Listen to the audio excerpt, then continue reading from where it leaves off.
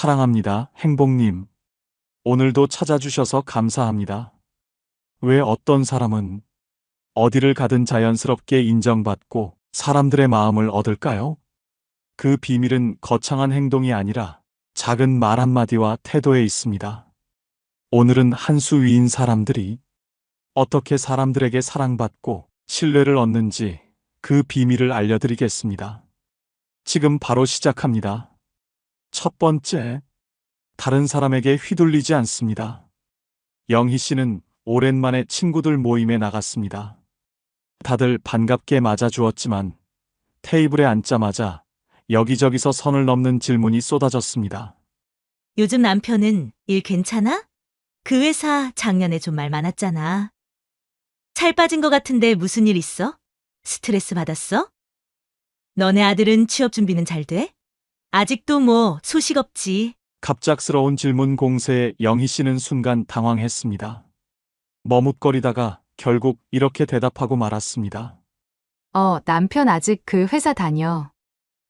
맞아, 살 빠졌어. 요즘 마음고생 좀 했거든. 우리 아들? 아직 취업 준비 중이야. 등등 질문에 하나하나 답했지만 마음은 편하지 않았습니다. 내가 왜 이런 얘기까지 해야 하지? 꼭 이렇게 모든 걸 털어놓아야 하나? 그런데 그때 같은 질문이 민정 씨에게 넘어갔습니다. 민정아, 너네 남편은 어때? 사업은 좀 괜찮아졌어? 민정 씨는 가볍게 웃으며 커피잔을 들었습니다. 응, 뭐 잘하고 있어. 나중에 좋은 소식 있으면 먼저 알려줄게. 그게 전부였습니다. 더 이상 꼬리 질문은 이어지지 않았고 대화는 자연스럽게 다른 주제로 넘어갔습니다. 영희 씨는 민정 씨를 보며 속으로 생각했습니다. 맞아. 굳이 모든 질문에 대답할 필요는 없지. 영희 씨가 불편했던 이유는 단순합니다. 상대방의 질문에 너무 성실하게 답했기 때문이죠. 사람들은 종종 선을 넘는 질문을 하기도 합니다. 때로는 무심코, 때로는 정말 알고 싶어서 묻는 말들입니다. 하지만 그때마다 하나하나 대답해주면 어떻게 될까요? 마치 모든 걸 해명하듯 말해야 하고 대화의 흐름은 어느새 상대가 원하는 방향으로 흘러가게 됩니다. 결국 나는 불편하고 상대는 그 흐름을 당연하게 여깁니다. 그런데 한 수 위의 사람들은요? 그들은 절대 휘둘리지 않습니다. 대신 여유롭게 말하죠. 잘하고 있어. 걱정 마. 나중에 좋은 소식 있으면 알려줄게. 단순하고 짧은 말이지만 이 태도에는 힘이 있습니다. 상대의 궁금증을 적당히 넘기면서도 내 중심은 지키는 것. 이게 바로 사람들에게 신뢰와 품격을 남기는 태도입니다. 그리고 신기하게도 이렇게 말하는 사람은 더 믿음직스럽고 여유로워 보입니다. 왜일까요?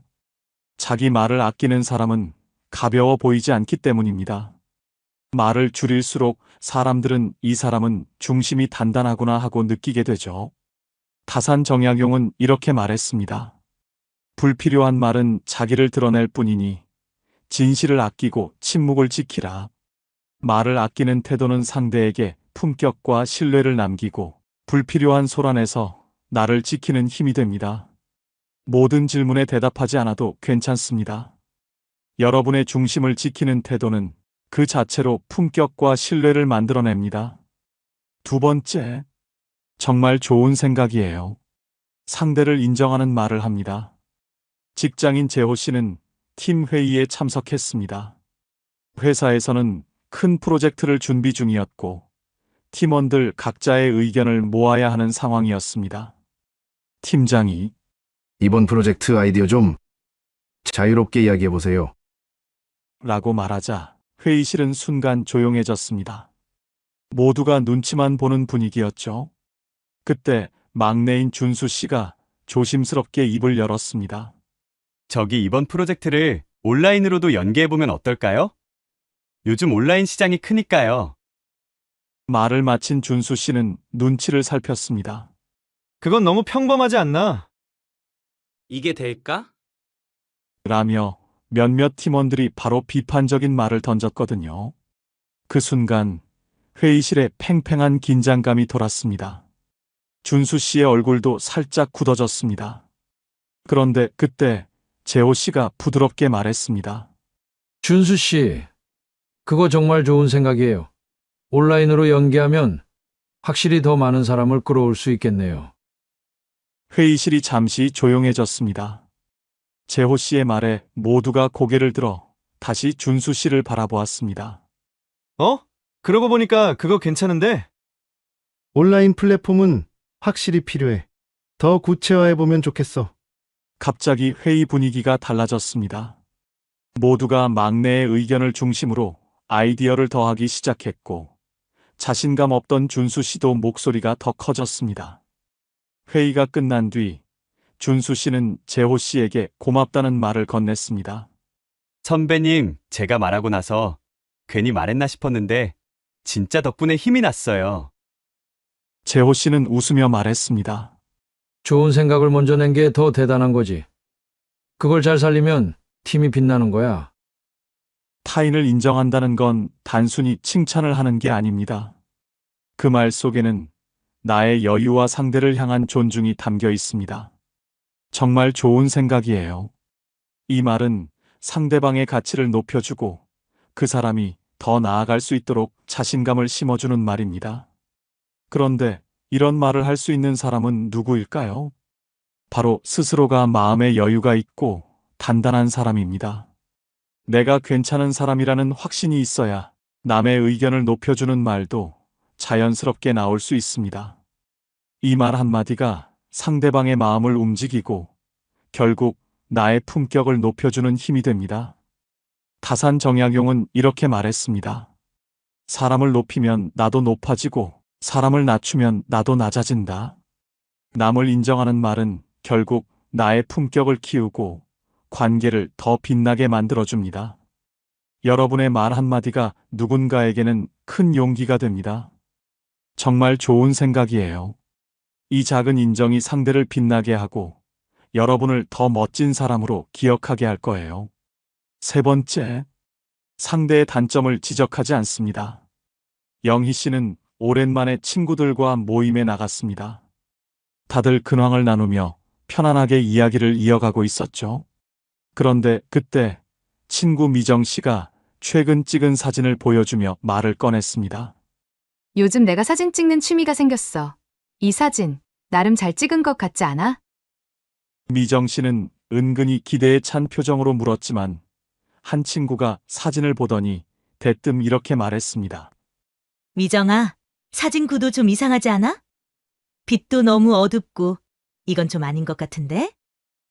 미정 씨의 얼굴이 순간 굳어졌습니다. 아, 그런가? 내가 좀 더 연습해야겠지 뭐. 기대가 사라진 듯한 목소리였죠. 그때 옆에 있던 민정 씨가 사진을 유심히 보더니 미소를 지으며 말했습니다. 근데 이 사진 분위기가 정말 특이하다. 이 빛 번진 느낌이 예술적인데? 이런 사진은 감성적으로 보는 게 더 매력적이야. 미정 씨의 표정이 다시 밝아졌습니다. 정말? 내가 감성적으로 찍은 거 맞아? 그럼 이런 스타일 요즘 감성 사진으로 인기 많잖아. 미정 씨는 자신감을 되찾은 듯 다시 다른 사진을 꺼내 들었습니다. 단점을 지적하는 건 쉽습니다. 하지만 그 말이 상대방의 기운을 꺾고 자신감을 빼앗아갈 수 있다는 걸 잊어서는 안 됩니다. 여기서 인간관계 한 수 위인 사람은 절대 단점을 지적하지 않죠. 대신 상대의 장점을 찾아서 살짝만 밀어줍니다. 그러면 상대방은 단점을 스스로 깨닫고 더 나아지려는 동기를 얻게 되거든요. 이 사진 정말 감각적이다. 이 말은 단순히 칭찬이 아닙니다. 그 말 속엔 상대방의 노력과 감성을 알아보는 시선이 담겨 있죠. 그 시선이 상대의 자존심을 지켜주고 결국 내 품격까지 높이는 힘이 됩니다. 한 수 위인 사람들은 상대의 단점을 꼬집으며 자신을 드러내지 않습니다. 대신 상대의 자존심을 세워주며 더 큰 사람이 됩니다. 율곡 이인은 이렇게 말했습니다. 남의 흠을 덮어주는 마음이 곧 덕을 기르는 첫걸음이다. 상대의 단점을 덮어주는 태도는 결국 나의 품격을 높이는 힘이 됩니다. 조언이라는 이름으로 누군가의 단점을 지적하지 않아도 괜찮습니다. 여러분의 따뜻한 말 한마디는 상대의 자존심을 지키고 그 사람을 더 빛나게 만드는 힘이 됩니다. 네 번째, 그럴 수 있죠. 공감의 말을 잊지 않습니다. 재호 씨는 동네 축구 모임에 나갔습니다. 주말마다 열리는 친선 경기는 운동도 되고 스트레스도 풀려서 재호 씨가 가장 좋아하는 시간입니다. 그날 경기는 접전 끝에 아쉽게 상대팀에게 졌습니다. 분위기가 조금 가라앉아 있던 중 골키퍼로 뛰던 준수가 말을 꺼냈습니다. 형님들, 제가 마지막에 그 골 못 막아서 진 것 같아요. 진짜 미안해요. 준수는 풀이 죽은 목소리로 고개를 숙였습니다. 그때 한 사람이 나섰습니다. 야, 준수야. 골키퍼가 그 정도는 막았어야지. 연습 더 해야겠다. 맞아. 그건 좀 아쉽긴 했다. 몇몇 사람들이 농담 반, 진담 반으로 준수의 실수를 지적하자 준수는 얼굴이 빨개졌습니다. 그 순간 재호 씨가 웃으며 이렇게 말했습니다. 야, 그럴 수 있지. 내가 공격수인데 슛 다 놓친 거에 비하면 아무것도 아니다. 축구는 원래 다 같이 하는 거지. 우리 다음 경기에 한 골 더 넣으면 되는 거야. 재호 씨의 말에 준수의 굳은 표정이 풀어졌습니다. 형님, 진짜 괜찮아요? 그래도 제가 좀 더 집중했어야 했는데. 괜찮다니까? 다음번엔 우리 둘이 더 열심히 해보자. 분위기는 다시 밝아졌고 다음 경기를 준비하며 모두가 웃음으로 이야기를 이어갔습니다. 한 수 위인 사람들은 실수를 지적하거나 충고로 상황을 덮지 않습니다. 그들은 먼저 상대의 감정을 공감하며 상대가 스스로 마음을 열고 일어설 수 있도록 돕습니다. 그럴 수 있죠. 이 짧은 말은 단순히 상황을 덮으려는 것이 아닙니다. 상대의 입장에서 이해하고 그 사람의 감정을 받아들이는 힘이 담겨 있죠. 반면 실수를 지적하거나 비난하면 어떤 일이 생길까요? 상대는 자신감이 무너지고 마음의 문을 닫아버립니다. 결국 대화도 관계도 멀어질 수밖에 없습니다. 하지만 공감의 말 한마디는 상대의 자존심을 지켜주고 스스로 부족함을 채울 동기를 만들어줍니다. 이 작은 말이 관계의 흐름을 바꾸고 상대와의 신뢰를 쌓아주는 시작이 되는 거죠. 퇴계 이황은 이렇게 말했습니다. 남의 마음을 헤아리는 것이 곧 나를 헤아리는 것이다. 공감은 상대방을 이해하는 동시에 나의 품격과 신뢰를 높이는 지름길입니다. 공감의 말 한마디는 관계를 부드럽게 이어주는 다리가 됩니다. 그럴 수 있죠. 이 짧은 말이 누군가에게는 큰 위로와 용기를 주고 여러분을 더 따뜻한 사람으로 기억하게 만들 겁니다. 다섯 번째, 쉽게 화내지 않습니다. 재호 씨는 오늘도 바쁜 하루를 보내고 있었습니다. 오후 3시까지 마무리해야 할 중요한 보고서를 작성하느라 정신이 없었죠. 그런데 그때 동료 민수 씨가 다가와 슬쩍 말을 걸었습니다.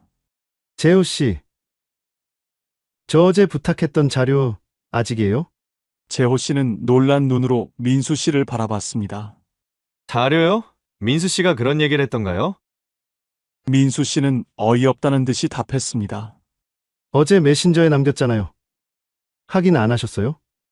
걔가 그거 없으면 일이 안 되거든요. 순간 재호 씨의 속이 끓어올랐습니다. 아니, 메신저로 한마디 던져놓고 확인도 안 했으면서 이걸 내 탓으로 돌린다고? 하지만 화를 내는 대신 숨을 한번 크게 들이마셨습니다. 그리고 차분하게 말했습니다. 민수 씨, 어제 메시지 남기셨군요. 제가 오늘 보고서 작업 때문에 정신이 없어서 미처 못 봤네요. 근데 이런 중요한 건 직접 와서 말씀해 주시면 더 확실할 것 같아요. 지금 바로 준비해서 드릴게요. 민수 씨는 잠시 머뭇거리더니 말했습니다. 아, 제가 메신저만 보냈던 건 맞네요. 죄송합니다. 그럼 부탁드릴게요. 재호 씨는 속으로 생각했습니다. 이걸로 화를 냈으면 서로 감정만 상했겠지. 차분하게 대처하니까 일도 매끄럽게 해결되네? 한 수 위인 사람들은 화가 나는 순간에도 감정적으로 반응하지 않고 문제 해결에 집중합니다. 그들은 화를 내는 대신 차분한 태도로 상대를 이끌어갑니다. 쉽게 화내지 않는 법은 어렵지 않습니다. 먼저 감정이 치밀어 오를 땐 한 템포 멈추고 숨을 깊게 들이마십니다. 그 다음에는 상대의 말을 인정하면서도 개선점을 제안하는 겁니다. 예를 들어, 다음엔 이런 방식으로 해주시면 더 좋을 것 같아요.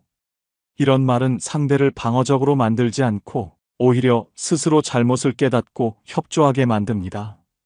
차분함은 단순한 참음이 아니라 상대를 존중하며 관계를 지키는 가장 강력한 방법입니다. 다산 정약용은 이렇게 말했습니다. 화를 다스리는 것이 곧 나를 다스리는 길이다.